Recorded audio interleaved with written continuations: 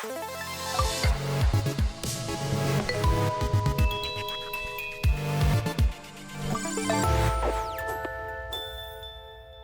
about we apply GitOps principles using GitOps tools not only to applications running in Kubernetes clusters, but to everything.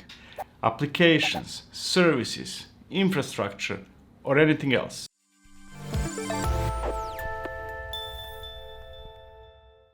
All GitOps tools worth using today are synchronizing the desired state stored in Git with the actual state which is in a Kubernetes cluster or multiple clusters. That leads people to the conclusion that GitOps can be applied only on applications running in Kubernetes clusters.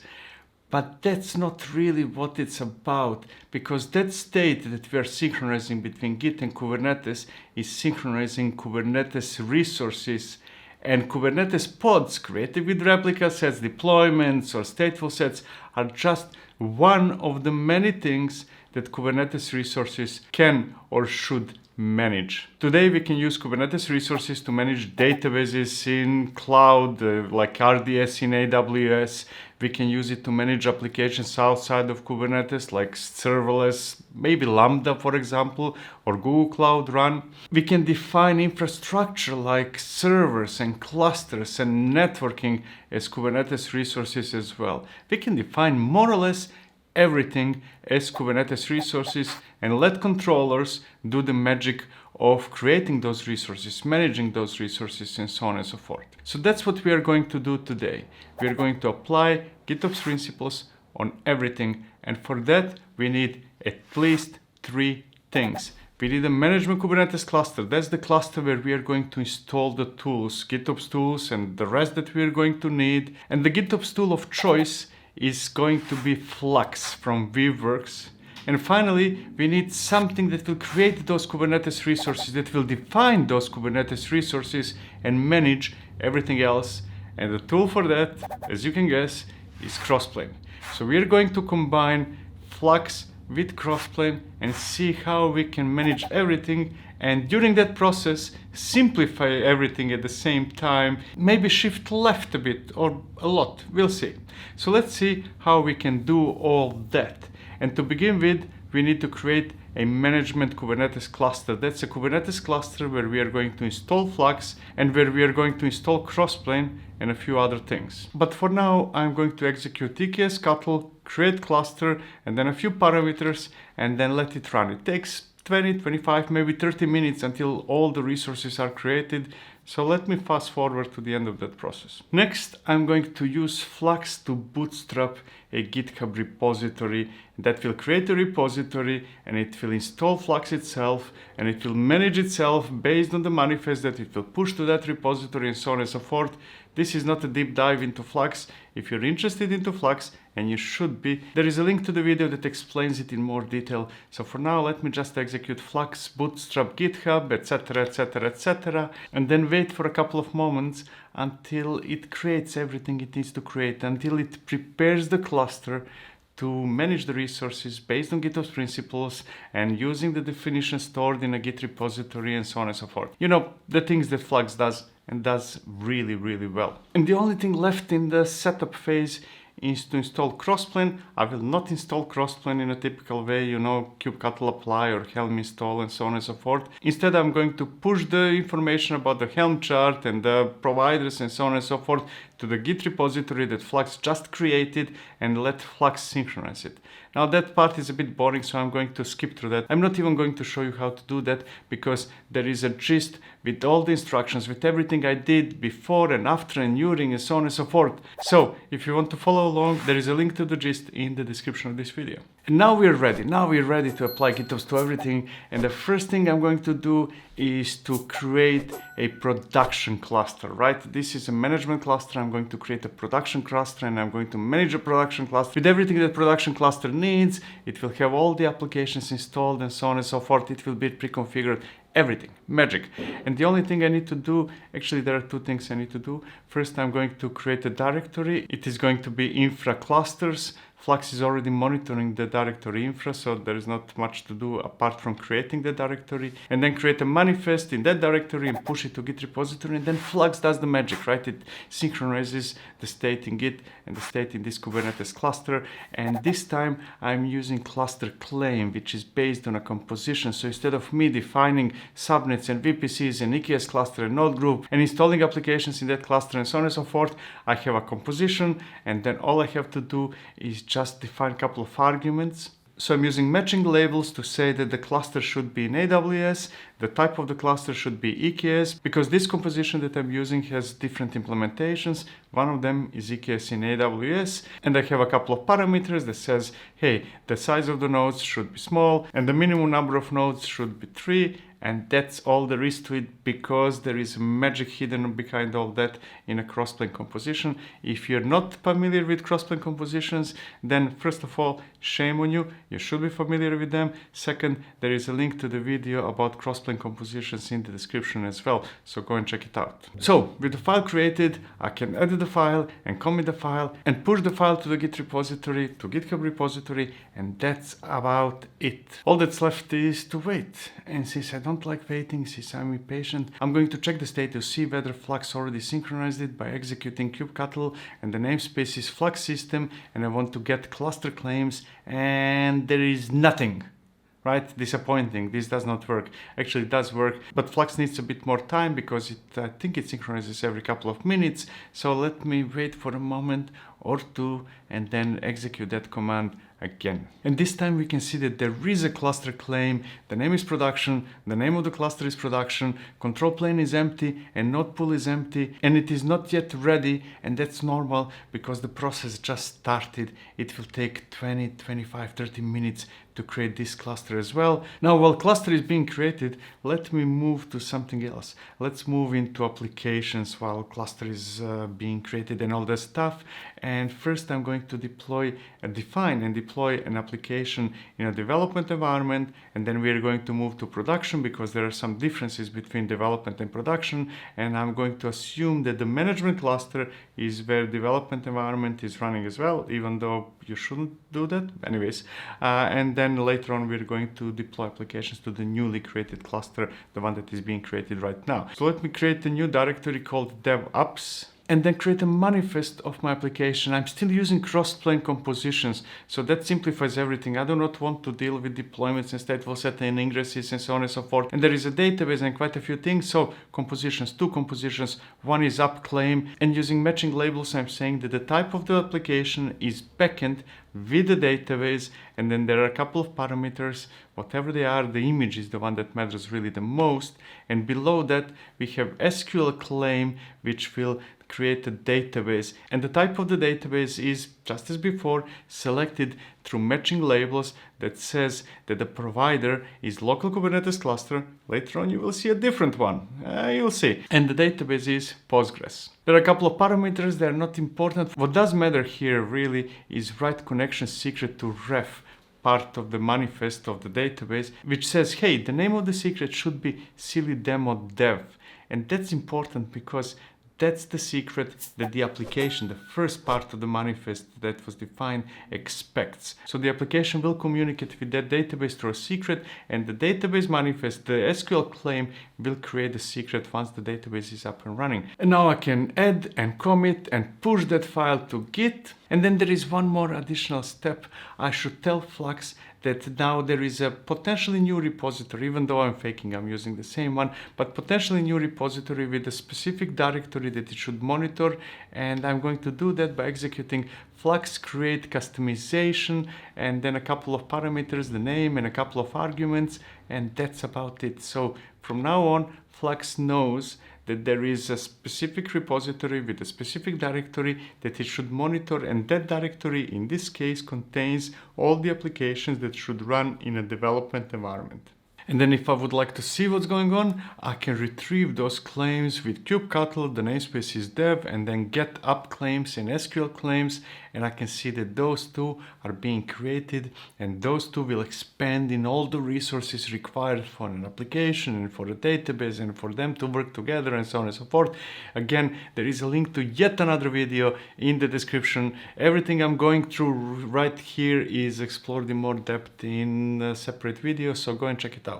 Now, if you're interested in which resources are created by those compositions, where you can execute kubectl and then the namespace is dev and then retrieve all resources and ingresses and secrets, because when you tell all to Kubernetes, that does not really mean all. Anyways, so let me retrieve all the resources created from those two compositions, from those two composite claims. And you can see that there's a bunch of things there. There is an ingress and stateful set and replica set created by a deployment and services and pods created by a replica set and so on and so forth. So all of those things are being created through those 20 or 30 lines of YAML. And they're being created simply because Flux is making sure that whatever I push to a Git repository is what is synchronized in a cluster, and then Crossplane expands those definitions, those compositions into resources that are running in the same cluster or outside. You will see outside very soon. Actually, you did already see it because I used the same principles to create. Actually, I'm still creating the production cluster, but that one is coming. It will be ready very, very soon. Now let's move to the production cluster now that I mentioned it and see whether it's finished creating, whether it's already operational. One way we can do that is by retrieving with kubectl get managed, which means all the resources managed by Crossplane. So let's see what is Crossplane doing right now with the production cluster and everything else that is managing at this very moment. And we can see that it created some AWS roles and role policy attachments and some objects. Those are Kubernetes resources that will be created in that cluster. Some of them are already created, some of them will be created soon. And there are some help charts because this cluster should be production ready. It shouldn't just be a cluster. It should have everything it needs inside. And there is a node group and a cluster and a route table and subnets and security groups and internet gateway and VPC, right? Everything required was created from those 10 lines of YAML, and all that was synchronized with Flux. If you don't like it so far, then I will be very, very mad. Now, if this is too much output, if you're only interested in the status of the cluster itself, we can retrieve only the cluster instead of all the resources managed by Crossplane with kubectl get clusters, and we can see that there is only one cluster. It's called production. It is not yet ready, but it will be very, very soon. It is synchronized, meaning that Crossplane already has all the information, but AWS is still working. It's getting there. So let me retrieve the clusters again. Still not ready. Let's fast forward one more time. And there we go. It's ready. And now the cluster, maybe not all the resources, but the cluster part of all the resources that are being created in AWS is finished. So let's see, let's do one more validation. Let's retrieve with kubectl all cluster claims. And this is now information that I was looking for. We can see that right now control plane is active, node pool is active, but the claim is not yet ready. That probably means that some charts are being installed in that cluster. That's the last stage, and some Kubernetes resources are being created there. So almost there, almost there. Let's fast forward a couple of minutes more. So let me retrieve cluster claims one more time, and there we go. It's active, control plane is active, node pool is active, and it is ready. Now I can use it. I can do the final touch, which is deploy my application to that cluster, which is considered production. But before I do that, let me do some validation, because I'm a paranoid person. I want to double check whether everything is really working well. And to do that, I will have to access that newly created cluster. And to access the cluster, I need kubeconfig, and kubeconfig is stored in a secret. Crossplane created that secret. So let me retrieve kubeconfig from a secret, and then I can connect to that newly created cluster. And now I can execute something like kubectl, provide kubeconfig, and then retrieve, get all the nodes, and we can see that there are 3 worker nodes in that newly created cluster, created with Crossplane and synchronized with Flux. So let's use the cluster. Oh, I forgot one more thing. I should create a secret with AWS credentials in that cluster, so that Crossplane running in that cluster, not in a management cluster, can do whatever it needs to do, and you will see soon what it will do because it will be awesome. So let me do probably the last step, which is to create a secret with AWS credentials, which I'm not going to show you because, hey, you shouldn't have access to my account. And now we are ready. And to demonstrate how GitOps works with that production cluster and applications and databases, remember databases, but it will be different than the previous one, I'm going to create yet another directory. This one will be called prod apps. And then I'm going to create yet another manifest for my application, which is going to be almost the same as the previous manifest, the one that I'm using to deploy my application with the database in development environment. But there is one very, very important difference.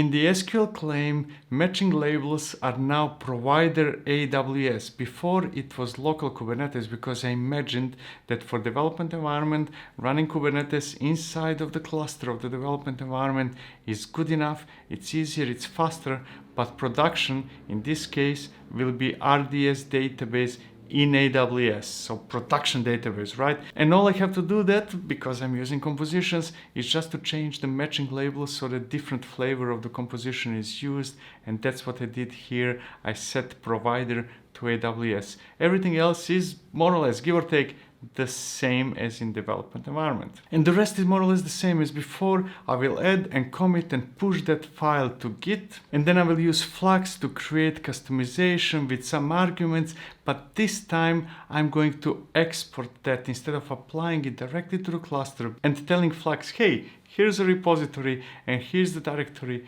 Watch what's going on there and synchronize with the cluster. I'm going to store that manifest in a file because I need to modify the file. This time it will be slightly different because I do not want Flux running in the management cluster to synchronize resources in that same cluster. I wanted to use the newly created production cluster instead. And to do that, I'm going to edit the file that I created, and I'm going to add kubeconfig with secret reference that has a name production cluster. So Flux will use kubeconfig stored in a secret that was created by Crossplane, and that secret in the management cluster contains all the information how to connect to the newly created cluster. So Flux will work with that production cluster instead of the cluster where it's running. And then I will execute kubectl apply with the path to that file so that Flux gets the information it needs and starts managing my production cluster and whatever is running inside and what is running outside, which will be Crossplane resources, and we already elaborated on that one. So let's see what's happening in production right now. Let me execute kubectl with kubeconfig that I retrieved, and the namespace is production, and I want to retrieve all app claims and SQL claims, and we can see that those are created and they're still not fully operational. So let's see in details what's going on right now. And by details I mean kubectl, etc, and then I'm going to get all resources and ingresses and secrets, and we can see a couple of things here. First of all, Postgres database is not running inside of this Kubernetes cluster because I changed the manifest through those labels. It is RDS database, so only application resources themselves are there. And oh, look at that. Pod is failing with the error create container config error. But that's normal because that pod mounts a secret, and secret contains information how to connect to the RDS database, but RDS database is still not up and running, so there is no secret. So this pod will be crashing for a while until the secret is created, and secret will be created when RDS database is created. So let's see what's going on with all those resources. Is the database really in the process of being created or no? And I can do that with kubectl and then kubeconfig and then get all the managed resources. And there is a bunch of resources, because AWS has a bunch of resources always, subnets and VPCs and all those things. But what matters here is the status or readiness of the RDS instance resource. That's the database itself. All of the rest are resources that are needed, really, but the database is RDS instance. And right now, the status is creating. So Crossplane sent information to AWS, it is monitoring what's going on, and it deduced that right now AWS is creating the database. So let me fast forward a couple of minutes, and there we go. Now let me retrieve all the managed resources again and see where the database was created this time. And there we go. It's working. I mean, the state to state is backing up, but that's okay. AWS is creating backups. That really means the database is operational. Those are post setup steps, right? So my database is up and running. And the only thing left, the last command I will execute today is to double check whether the application itself is really up and running, whether it could connect to the database. And I'm going to do that with kubectl and then kubeconfig and then the namespace and then get all the pods. And we can see that the pod of my application is running. It got the secret, it connected to the database, and it's fully operational. And that's about it. That's how we apply GitOps to everything using Flux and using Crossplane. Thank you so much for watching. Hey, wait. Remember to subscribe and like the video and do all the things that you typically do when you really like something on YouTube. Thank you so much for watching. See you next time. Cheers.